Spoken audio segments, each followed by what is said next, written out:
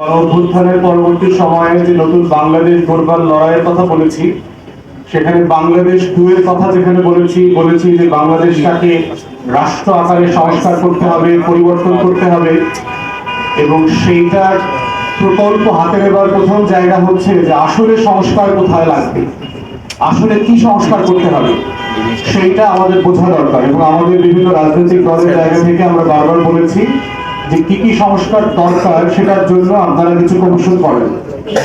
অন্তর্বর্তীকালীন সরকার আমাদেরকে জানিয়েছে যে প্রায় 50টা কমিশন করবার প্রস্তাবনা এসছে, এবং আপনারা দেখেছেন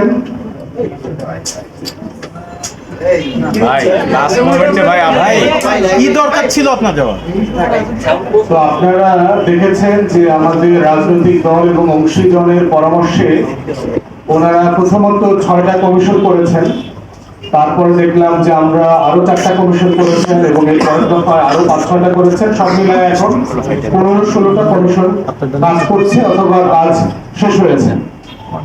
তো 4টা কমিশনের রিপোর্টের ভিতরে 2টা কমিশনের প্রতিবেদন আপনার পাবলিক করা হয়েছে, এবং বাংলাদেশের প্রতিবেদন প্রকাশ করেছে, 4টা জমা হয়েছে, এবং এই ধারাবাহিকতা আমরা চালিয়ে যাবেন।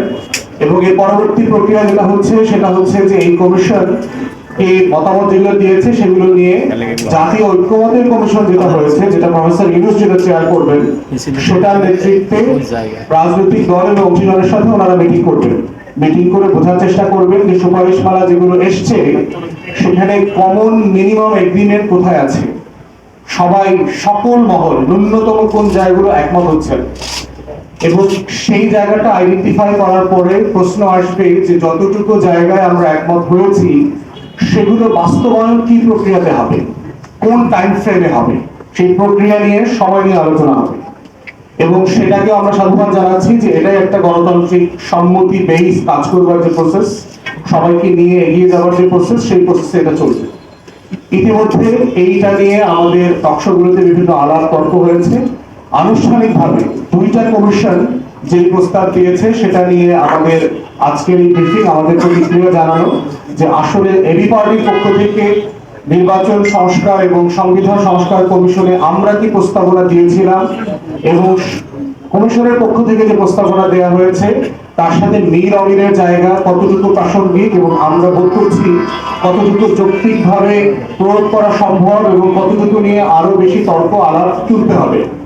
এই বিষয়ে আমাদের আজকের মূল ব্রিফিং বক্তব্য প্রেজেন্ট করবার জন্য অনুরোধ করছি এবি পার্টির যুগ্ম সাধারণ সম্পাদক ব্যারিস্টার সানি আব্দুল হক, যিনি ইতিমধ্যে এই বিষয়গুলো নিয়ে কমিশনের সাথে কথা বলে।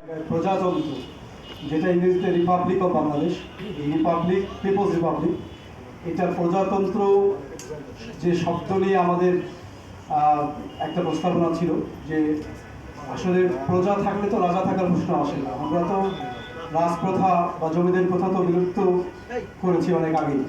তাহলে এই বাংলা যে অর্থ যেটা পিপলস রিপাবলিক, এই জায়গাটাকে প্রজাতন্ত্র না লিখে এটা জনগণতন্ত্র বা জনগণতন্ত্রে লেখা যায় কিনা।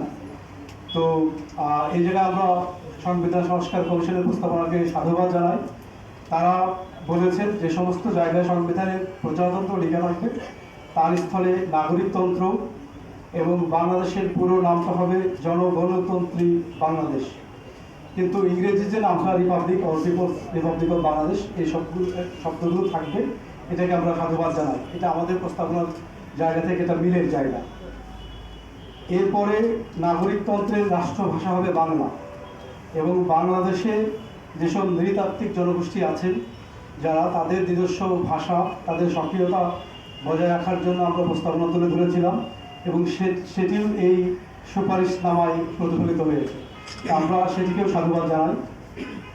আমাদের তৃতীয় যেটা, এটিও আমাদের প্রস্তাবনারই সাথে মিল আছে, সেটা হচ্ছে যে সংবিধানের মধ্যে যে সেকুলারিজম, সোশ্যালিজম, ক্যাপিটালিজম, ধর্মনিরপেক্ষতাবাদ যেগুলো ছিল, এগুলো জায়গায় আমরা সাম্য, মানবিক মর্যাদা এবং সামাজিক সুবিচারের ভিত্তিতে যে আমাদের স্বাধীনতার ঘোষণাপত্রের যে 3 মূলনীতি ছিল, এগুলোকে সন্নিবেশিত করা যায় কিনা এই মর্মে আমরা প্রস্তাবনা দিয়েছিলাম।